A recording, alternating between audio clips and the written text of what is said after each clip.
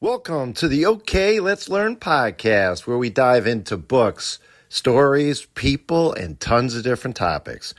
My name is Kevin O'Keefe, and today, let's learn about the squirrel. And before we even start, did you know? I'm sure you're picturing that gray one with the furry tail that jumps through the trees in your backyard.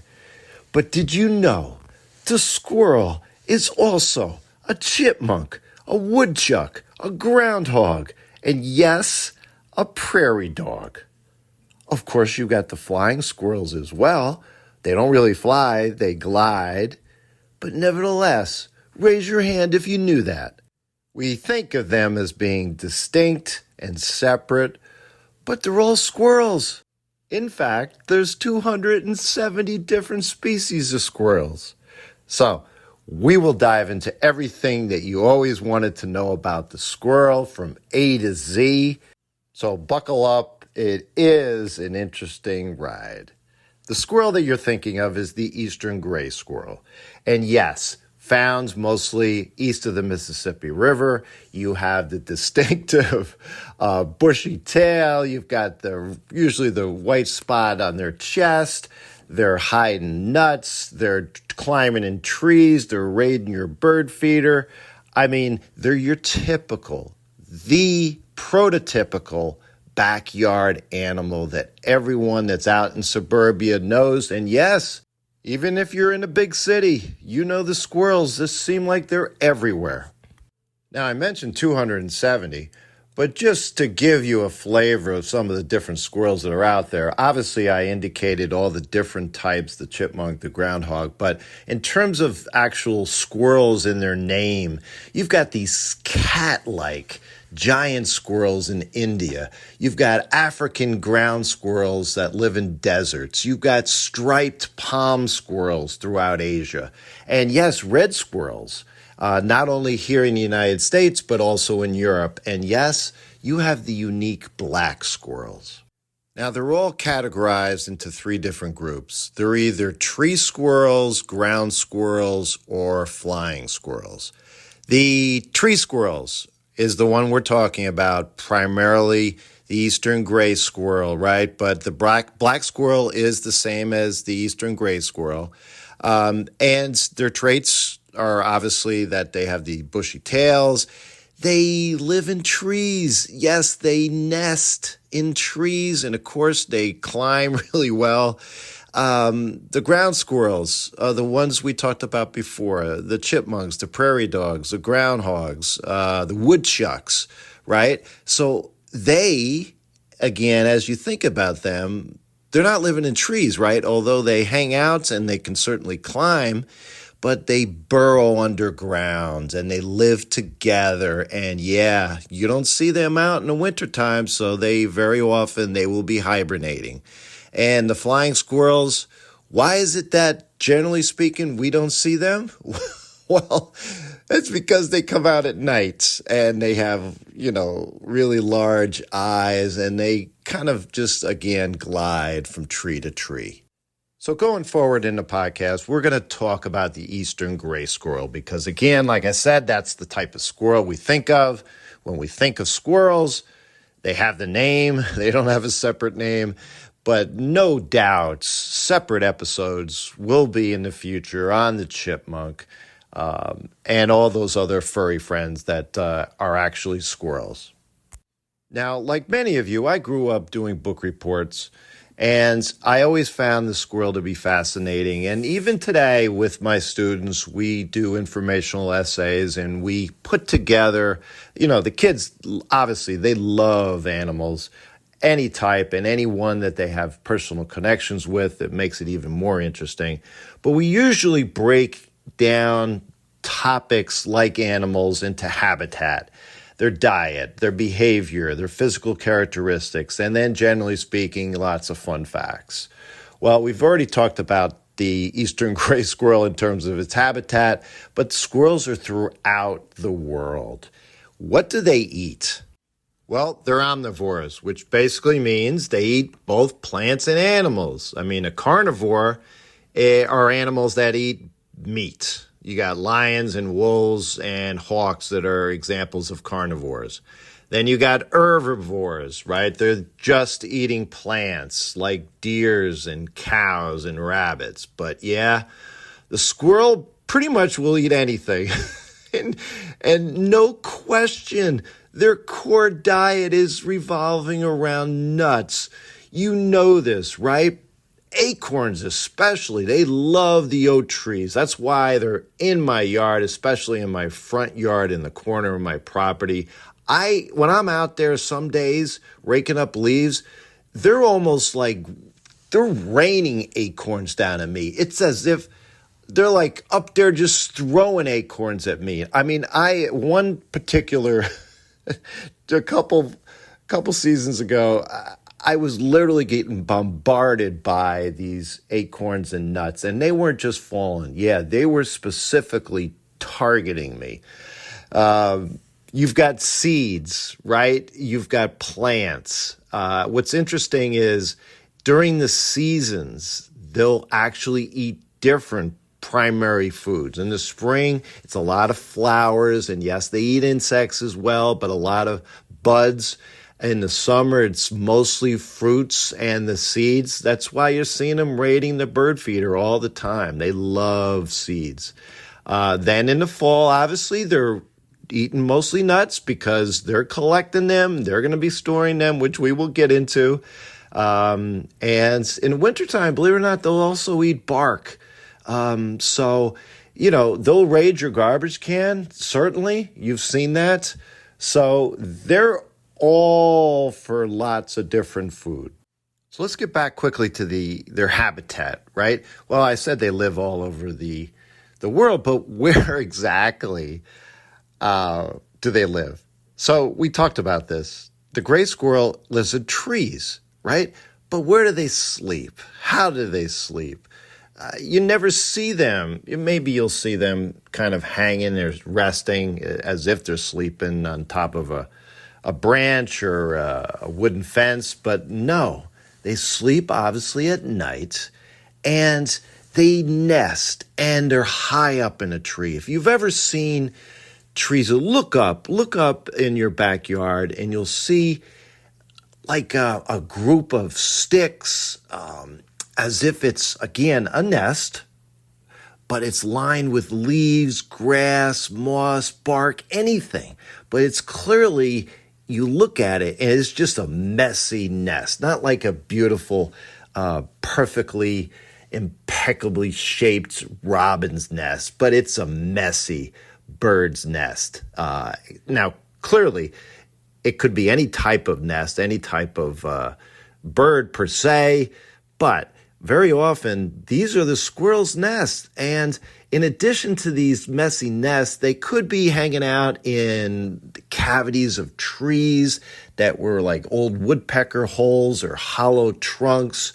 But the bottom line is they're up there high up in the trees, and they call these drays, these messy nests. They're called drays, Dreys. They, like I said, they don't hibernate. They're hanging out still in the wintertime. And they're cute when they sleep. They're curled into a tight ball. Their tail is wrapped around their body like a blanket. And they don't have just one house like we have one house where we sleep at night. Well, no, they have several, right, throughout the different trees. And why? Of course, you got to think. They're watching out for their predators. So let's talk about their physical characteristics. Number one that stands out, as you know, is their tail. And it's just not this bushy, kind of cute little fluffy tail. It actually is used and is constantly moving to keep their balance, especially as they're running from branch to branch. This is, as you know, with other animals like the deer, right? It's about communicating, not only with other squirrels, but with other animals. We talked about it's used to keep them warm like a blanket. And then we have this way that it can actually help them parachute, to help them when they fall. It keeps them under control. Their front teeth, they never stop growing. That's why you always see them chewing and gnawing on nuts and wood, because if they didn't, their teeth would overgrow and really cause them serious problems. They have these two front incisors on the top and bottom. And like I said, they're growing their entire life. Their feet, of course, you can picture them, right? It's like when they're jumping from branch to branch, it's almost impossible for them to slip because their feet really grip. Each foot has these sharp, curved claws, and they're rotating ankle joints in both of their legs. And again, can you imagine if we had these? You talk about a basketball player being able to move and jump. That's just a dream. But yeah, their ankles rotate, and this allows them to climb down the trees head first, and then they can actually grip the bark as if they're rock climbers going up and down. And the reality is most mammals can't do this. Their eyes, they're built for survival. They sit on the sides of their head. Think about this, right? And that gives them a great field of vision, obviously helping them spot their predators, their main predators, hawks, owls, and yeah, even cats. Their whiskers, they aren't just on their face. Yes, they have whiskers on their legs, and this can help them whether or not they're able to fit through tight spaces or like navigate again on these branches at high speeds. They're almost like built-in sensors. Their feet, they've got 4 legs, obviously, and their front feet, they got 4 toes, right smack lining up in the front, and then they've got this small thumb-like toe off to the side, and 5 toes on the back feet, and obviously with these sharp claws. But here's the interesting thing. Raise your hand, adults. Did you know when you're talking about animals, when you're talking about toes and fingers, scientists refer to them as digits? No, not as in digits like 6, 7. No, 6, 7, 6, 7. No, not mathematical digits. Never knew this. And again, if you did, you're smarter than me. And finally, the posture of the squirrel. So often you'll see them sit up, right? And they're eating. And it's partly with that little thumb that's off to the side that it's as if they look like us, just kind of hanging out, having a nice lunch, chewing on their acorns, their nuts, just like we're sitting there having a nice meal. I mean, it makes also sense when you think of the groundhogs or even the woodchucks, how they sit up and they just use their digits, not their fingers, their digits to eat. Now, one important point I may be backing up here. Squirrels are rodents, and this is interesting. Rodents are a type of mammal that's defined as having teeth specifically adapted for gnawing and chewing, right? Because as I mentioned before, they're constantly growing. Other rodents that, again, you will know, and you think of rodents, they're mice, they're rats, they're beavers, guinea pigs, hamsters, even porcupines are rodents. And again, with my insurance background, just so you know, if you have a rodent in your house, you've got to get rid of them. Why? Well, for obvious reasons. They're chewing wood in places that you don't want them to chew, whether it's in a basement or an attic where you can't see. Getting rid of the foundation in homes, but they're wires. They're chewing wires, which of course can be dangerous. Now, I also mentioned that they're mammals. And again, just so this is clear, mammals, they have hair or fur. Even if it's just a little, they're warm-blooded, which basically means their body stays at a steady temperature.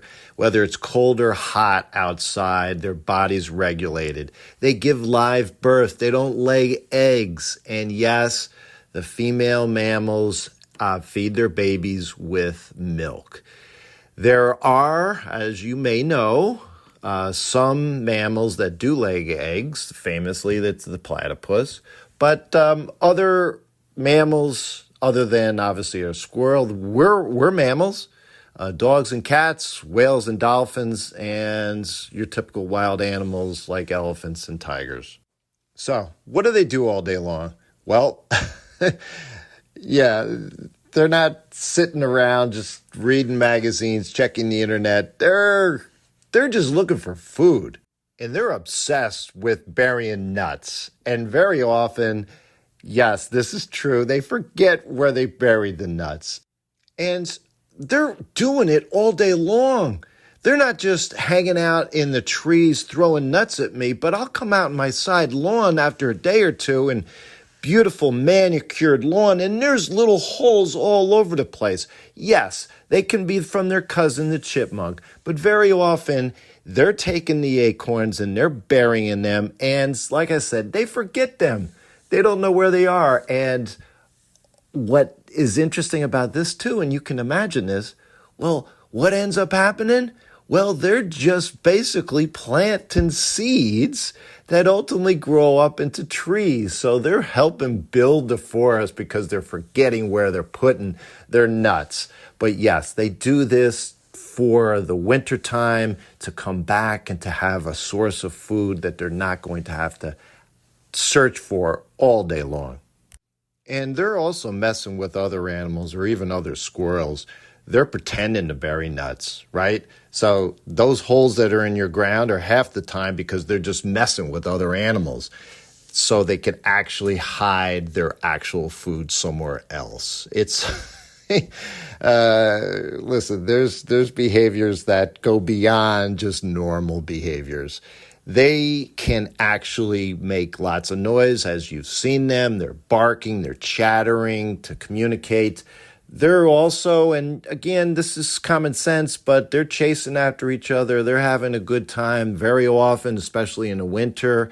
They're sunbathing, they're stretching out. You'll see them in trees just kind of chilling. And yes, if you watch them enough, it's like they're getting ready for morning yoga or something. They're stretching their legs and their tails. They're just absolutely wonderful backyard animals just to get the binoculars and hang out and watch their behaviors. Now, they only live 6 to 12 years. As you know, they can't be domesticated. You try feeding them maybe out on the deck and they'll slowly, cautiously come up to get some food, but they're wild animals, and there's laws that protect this. It's illegal to keep a wild squirrel as a pet. When they're born, they're blind, they don't have any fur, and it's after a few weeks, their eyes open, their fur grows in, then they start climbing and getting out on their own. 3 months old, they're strong enough to leave the nest, and yes, when they do have their own children, twice a year, they'll have up to 2 to 6 babies at a time. And they usually don't hang out as a family. Yes, maybe as they get older, they're becoming teenagers, they'll hang out in the same area only because there's an abundant source of food, but they're solitary. They hang out by themselves, moving from place to place. So let's wrap up our podcast about squirrels with the top 10 most interesting, I never knew this about squirrels. Number 10, yes, they harass dogs. When they're hanging out outside a window on a tree, when it seems like they're just saying ha ha to the dogs inside, they know that they're safe. So they're not harassing them, they're not making fun of them, but they know that they're at a safe distance. They're smart enough to realize that their predator can't get to them. Number 9, their tail. Yes, their tail can talk as if it's communicating, sensing danger, but that tail is also like a brake. When it's coming down a tree, it helps slow their fall. Number 8, yes, they can recognize humans, especially in urban areas. They will recognize people who feed them. Number 7, They can eat foods that are toxic to us. They can eat some mushrooms, even some berries and plants that would make us sick. 6, they actually kiss their food. Before burying a nut, they often smell and kind of nibble at it, almost like checking if it's good. Number 5, we've referenced this before, but they can rotate their ankles 180 degrees, which gives them the ability to climb down trees head first, that obviously most mammals can't do. Number 4, their memory is good.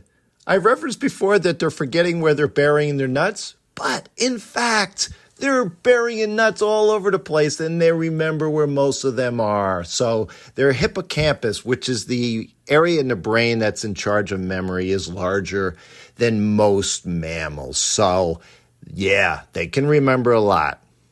Number 3, and this goes along with their memory. Scientists, some of them, actually have suggested in studies that they use the Earth's magnetic field to help them with all these buried nuts.